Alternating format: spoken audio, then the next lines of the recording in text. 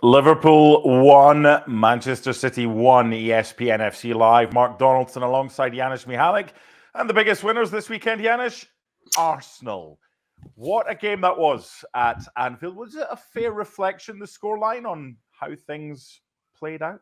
Well, I think overall not, because, we'll remember what happened, in the second half, how team reacts, right? I mean, it's not like Manchester City were by far the better side in the first half, maybe couple better chances, better looks. I think Liverpool slightly controlled possession, but in the second half, for me, it was all Liverpool. I mean, Manchester City were played off the pitch. When was the last? I can't remember the last time where Manchester City pretty much defended for dear life. And even if you look at the substitutions, De Bruyne, right? I mean, Pep was really, really worried about that. Kovacic, I think he made a mistake with that substitution, because De Bruyne, I don't care what happens, but, one set piece, one cross, one shot, you can change the game. So I don't understand why he did that, other than the fact that his team was under tremendous amount of pressure and lost control or didn't have any control, something that we know Manchester City by. So, this is just incredible second half where I thought Liverpool not only were better, but more aggressive, more dangerous. And if it wasn't maybe for Klopp also making mistakes in removing Nunez for, similar reasons, because he creates enough chaos, as they say, and is always kind of late in the game, one where I don't know if I'd take him off. So other than that, 1-1 fair play, I suppose, but I think it just shows how far this Liverpool team has gone. Let's remember, they're not supposed to be here. Yeah, true. And Salah still a bit rusty when he came on as well. And we ended up with two backup goalkeepers, albeit both are pretty decent. Going forward, is that a better point for Liverpool or a better point for Manchester City as the away team? Yeah, I suppose, but again, we have to talk about Liverpool. They'll take that because they'll build on that. I mean, we saw the power of Anfield, the power of Jurgen Klopp, the power of culture that has been there for Liverpool for decades, but especially now under Jurgen Klopp of trying to win at all costs. Winning is all that matters. I mean, I think Liverpool, in a way, in the second half, could have settled for a point, and nobody would look at it and say, wow, given the fact that they've had so many key players missing in this game against Manchester City that were pretty much with their strongest lineup. So I just think that Liverpool, I mean, as always, a home side, and given the fact that there is a third party involved, a third party that sits at the top, has the best goal difference, and will meet Manchester City next time, I think this was a game that Liverpool couldn't lose. They didn't, and they should have won it. Yeah, just 1 point separating the top three. Delighted to welcome Gabriele Marcotti to discuss. Let's go through this chronologically. Manchester City's goal, well worked, Gab, near post run. Alexis McAllister maybe could have done a little bit better, but let's focus on the quality it's been worked on, and the delivery from Kevin De Bruyne was perfect. And John Stones with the opening goal. What did you make of it, Gab? Yeah, a score one for the set-piece coaches there, right? Made it look really, really easy. I haven't seen stuff like this. Obviously, it's McAllister's job to go and cut it out there, but equally, he wasn't expecting it either. De Bruyne hits it really, really well. I generally don't know. Maybe Janusz can tell us how difficult it actually is for a professional footballer to go and do that, to just hit the ball low and hard across at the near post. When the other players are doing their job, then you're relying on Stones to get away from Nunez. And again, Stones, I think, does really, really well. If you watch on the replay, he takes one step as if he's expecting a totally different kind of delivery, and then he kind of scurries away. So brilliant. I mean, is it that hard to do? Is that the hard bit, the De Bruyne bit? Yeah, I mean, funny that you mentioned that, because I don't want to take anything away from the set-piece coaches, but I was watching the Arsenal game yesterday again, and as we all know, on corners in particular, they're the best in the league, and they're great, right? But the funny part is, being a player and looking at this, the one thing that we don't mention is that you can work anything you want on the pitch, but it's always about the delivery. Always. I mean, how often do we see the best players in the world having a difficulty clearing the first defender? on the near post, right? I mean, that's an issue. We all know the runs that we have to make, and maybe the set piece coaches, will set some pigs, this, that, or the other. When it works, of course, you want to give him credit for. But I think I look at Declan Rice and Odegaard at Arsenal, and I look at De Bruyne, I mean, how should we be surprised that De Bruyne played that ball? I mean, I was surprised how easily, because it was schoolboy defending from Liverpool. It was absolutely terrible. Nobody in the near post. Well, you can tell. I mean, near post, I mean somebody kind of actually standing there. Liverpool doesn't do that. But if you McAllister, no matter how unexpected this is, you can allow Ake to get on the inside of you like so easily. So I just think that no surprise that De Bruyne can. I mean, I think De Bruyne can deliver any kind of ball, as I'm sure will agree, right? And that's why I thought it was a terrible mistake to take him off. I mean, a massive mistake from Pep Guardiola, even though he'll find a way of explaining it. And I saw De Bruyne saying that he understood it in some way, whatever that was. I was eavesdropping earlier, though, guys. I mean, if you're Pep, what about this whole marathon, not a sprint is? I mean, I take your point that De Bruyne can deliver magic at any time, right? But in that second half, it looked like Liverpool's completely on the ascendancy. You've got, you've got the cops screaming, Anfield roaring. I don't have a problem with saying, all right, let's put Kovacic on there. Let's get a little bit tidy, and let's just get out of this with a point, slow them down. We're only a point behind. We got this. We're City, right? Rather than saying, well, let's leave De Bruyne on because he might do something. Of course, but see, this is because, I don't know if you heard me before, I mean, Liverpool played Manchester City off the pitch. That doesn't happen. And just like Liverpool will always place to win. They could have settled. They didn't. They were going for that win, right? I look at Manchester City and I'm saying to myself, in a normal, like last year, they were unplayable. This year, you can get at them. Not just this game, but you can. They're not as good. They're still great, right? But think about it. You go after Liverpool. After this Liverpool, I mean, they're not supposed to be here. I mean, they're developing as we speak. And here's Manchester City defending for dear life. Where Gab, they win this game and they beat Arsenal in a couple of weeks' time in the next game, and it's done and dusted. Because if you look at they have Villa at home. If you look at that, it's done and dusted. After beating Liverpool and Arsenal, it's over. So that's what's unexpected. We can sit here and say, well, the point is fine for them, but for God's sakes, this is Manchester City, and look what Liverpool were able to do to them.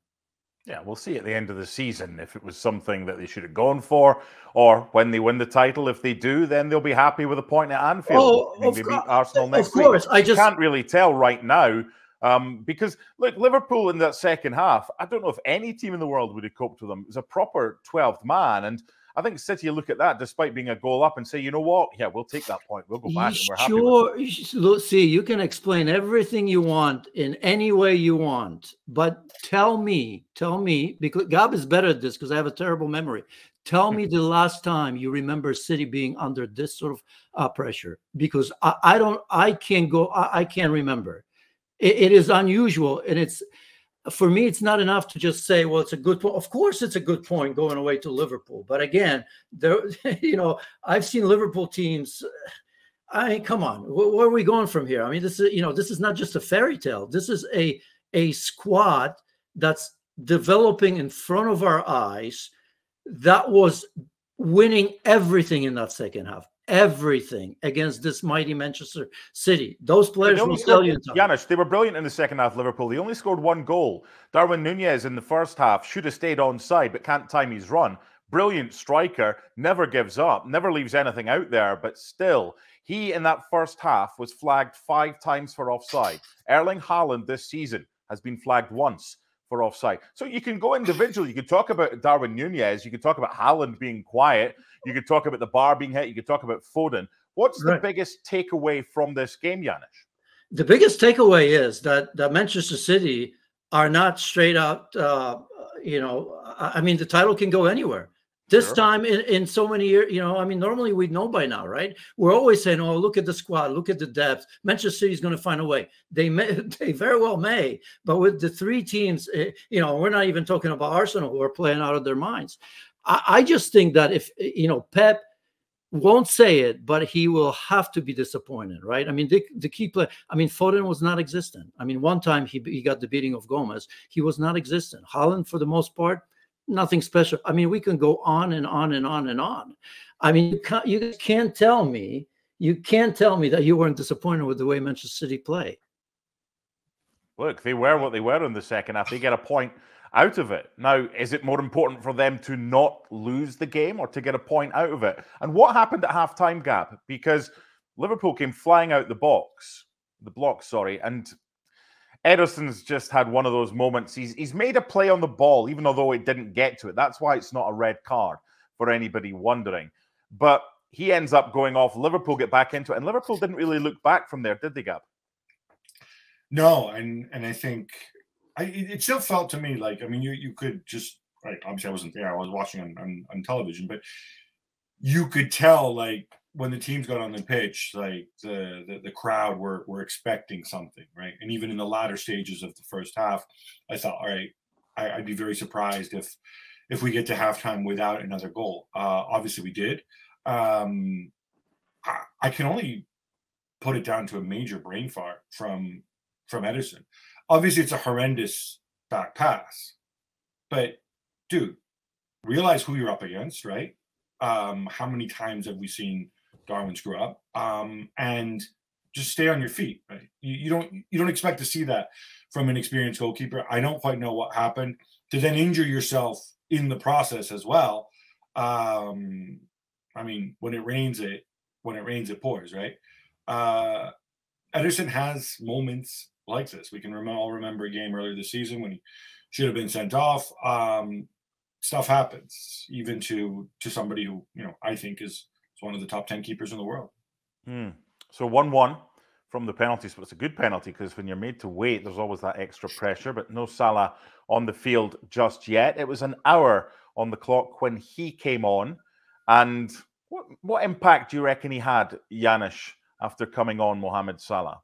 Well, he's probably talking to Luis Diaz, because I think the first touch was unbelievable through ball for Luis Diaz one-on-one, where he must score that. I mean, at the very least, he has to put it on target, right? I don't know if you remember that one. After that, Luis Diaz had another chance, I think. So when we're talking about chances, I mean, yeah, Nunez again from Robertson, just to confirm that it was all Liverpool, but. What are the expectations from Salah? He could have had an immediate impact, and that's all we'd be talking about right now. After that, for a player that's been kind of at what, 50, 60, 75%, that's all you can say. I mean, I don't know if they even if they wanted him to be on the pitch to begin with. But he can always change the game. He almost did. Yeah, Gab, we've seen so many times where one team's pushing and pressing, and the other team goes up the pitch in a rare breakaway. This time it was Doku who came on as a sub, and he hits the post, and it goes back into the grateful arms of Kelleher. So talk to me about that chance, but also let's talk about the Doku challenge in the 8th minute of added time when he was involved again. No penalty there. So the goal scoring might have been finished, but it could have had another couple of goals depending on circumstances. What did you make of both of those moments of the game near the end? Well, it's funny because we've pointed out all of City's shortcomings, and it was interesting. I mean, completely made sense to bring Doku on, right, against tired legs and whatever. Which, by the way, I heard Janusz wonder why Gakpo was on. I can only assume that's the thinking. For me, if I were a Liverpool fan, the less I see of Gakpo right now, the better. And funny enough, Doku came on for Alvarez, who I thought actually maybe had the best game out of City's front five. Obviously, that shows you that when you've got the individual match winners, you can do things, and Doku can be an individual match winner. We could just as easily, question De Bruyne going off and whatever. If that goes in, then we're telling a different story, and City are, on their own at the top of the Premier League. That said, for me at the end, that's a penalty. That's a pretty stonewall penalty. Sorry? Yeah, no, I agree. I'm not going to blame Brian Oliver. Michael VAR, Oliver. Sorry? Michael Oliver, not Brian Oliver. Michael Oliver. Good point. I'm going to bring Michael Oliver. Brian Oliver's sitting watching this, goes, I've done nothing wrong. Exactly. Either one. I think it's one of those very typical things where the VAR looks at it and says, okay, well, Michael must have thought that he was going for the ball and must have thought that he didn't leave his boot in. And so therefore he doesn't need to look at it. You know, he saw it clearly, and we don't want to be re-refereeing games, right? It's not as if Oliver didn't see it. Might he have changed his mind if he'd seen it? I don't know. I think this is kind of like the new frontier of what people are going to talk about with VAR, because if I'm sitting in that VAR booth and Oliver tells you, yeah, I saw it clearly, then I can't go and say, well, you missed something, because you didn't miss anything, right? Yeah. Equally, I think I would like to think that if he sees it again, he may well change his mind. So I think we need to decide. We don't want to have re-refereeing, but equally, if the same guy looks at it again, would he stick to his original decision? I suspect he wouldn't. Janusz, I think that brings up a really good point here, because what is getting lost with VAR is that there are constant discussions. That's why they're all wired up and they're in each other's ears. So the VAR is basically saying to the referee, what did you see? Now, if the referee basically says, this is what I thought I saw, it's up to VAR to say, well, that isn't what happened. We think there might be an error here. It might have something else might have happened, and it could be a clear and obvious error. If that is given as a penalty, it's not getting overturned. That penalty would stay. So Gab's right. You've got to be careful here that we don't re-referee the game. Should that have been a penalty? Oh, well, sorry. On this point, just want to make it very clear. I'm going to say we have to be careful. The rules right now, especially in England, make it very clear, we don't want to re-referee, right? So I'm going to give the VR the benefit of the doubt, say he's being careful. For me, I think certain decisions are so big that if I'm pretty confident the referee would give it, and we've seen others like this recently, I don't really have a problem with re-refereeing. We're just giving the referee more information to make that decision. I mean, that's a decision way above my head. That's an IFAB decision or whatever. And I obviously don't want to see it. And I know that, we wouldn't want to have 50 incidents like this in a game. But by the same token, we're talking in a split second.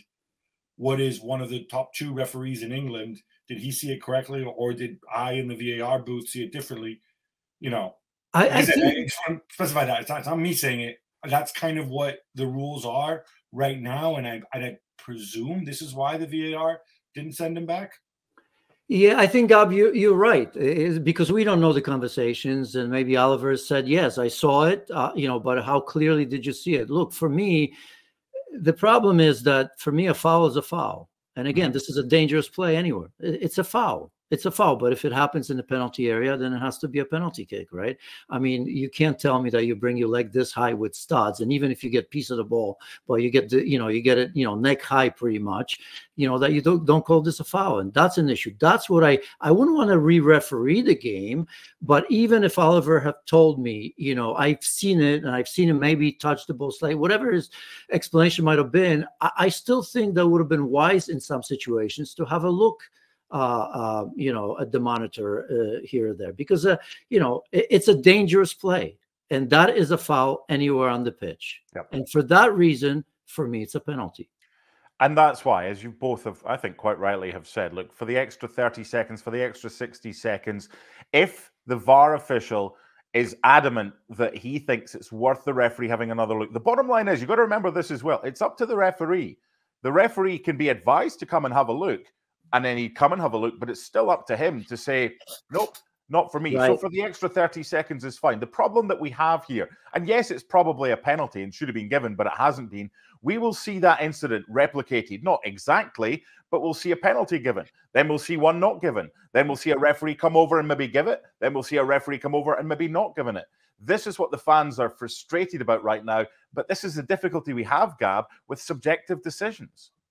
Yeah, and look, I think there's a perfect world at some point in the future where VARs aren't going to be top flight referees. They're going to be referees who are very good at being VARs because they see everything and whatever. Maybe I think this is the direction that they're going in. Maybe just have a separate career for VARs. Maybe guys who get as far as League One, and maybe they're not good in talking to players or whatever, but they see everything very clearly and they're quick with a screen.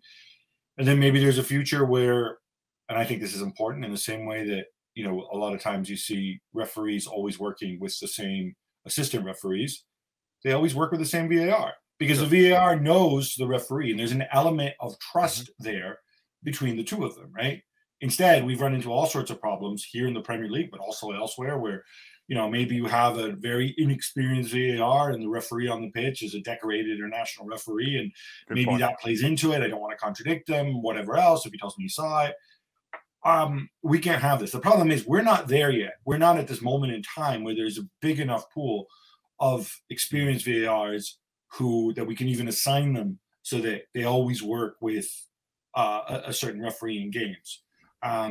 You know, the guy from I'm blanking on his name now, but I'm sure you remind me, from the Nottingham Forest, the guy who's unfamiliar with the drop ball rule last week, right? Was it Kavanagh or I don't want to pick Tierney, was it? Paul Tierney. Yeah, I don't want to pick on Tierney.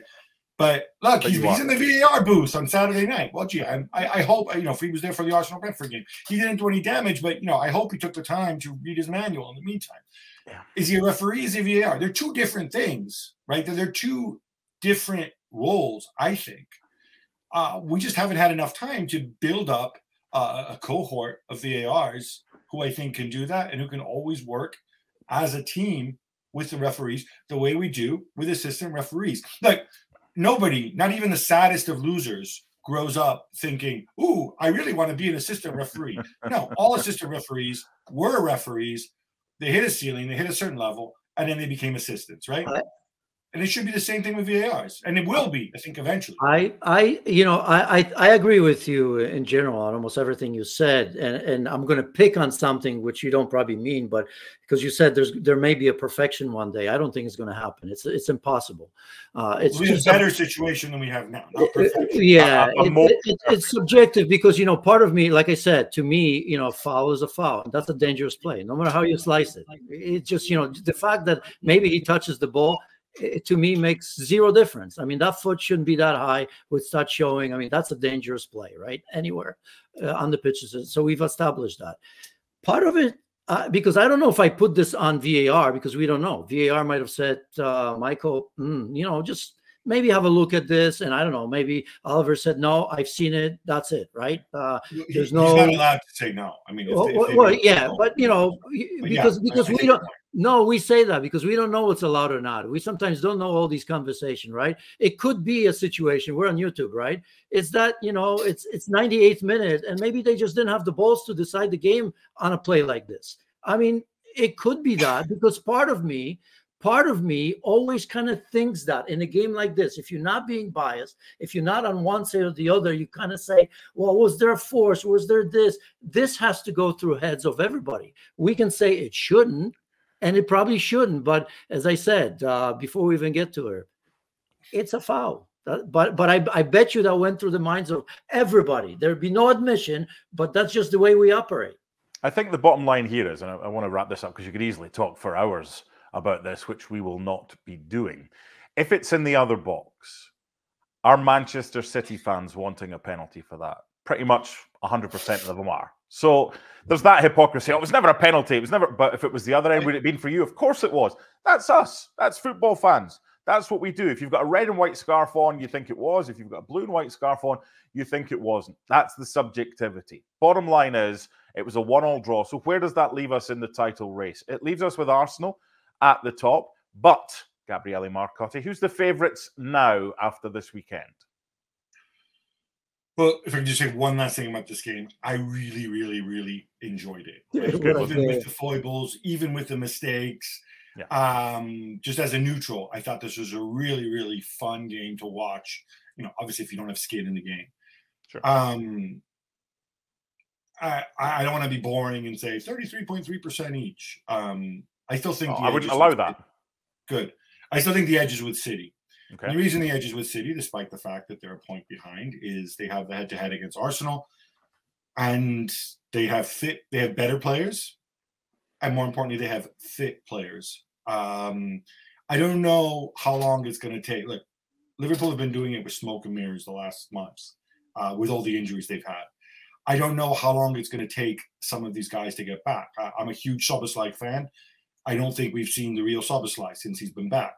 I don't know how long it's going to be since Salah gets back. So I think these factors, I don't know what Trent's going to be like if and when he returns, or Alisson or whatever.